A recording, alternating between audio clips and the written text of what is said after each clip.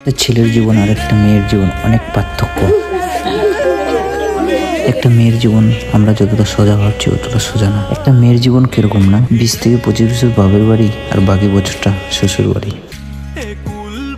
আচ্ছা যাই হোক, আমরা চলে আসছি বিয়ে বাড়িতে। এখন আমার ফুল টিমকে নিয়ে আসার পর ভাবছি যে আবার গিফটগুলো দিয়ে দিই, তারপরে খাওয়া দাওয়া করবো।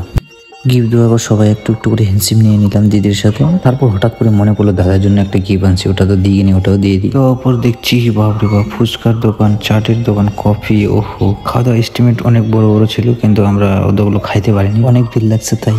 আর এখানে চাট খাওয়ার পর দেখছি বিয়ের গাড়ি চলে আসছে। সবাই দেখছি বিয়ের গাড়ি, আমি দেখছি মেয়ে। জানি মেয়ে তো দেখলাম না, শুধু দুলাভাইটাকে দেখা যায়। তারপরে একটু অপেক্ষা করার পর দিদির সিঁদুর দান হচ্ছে।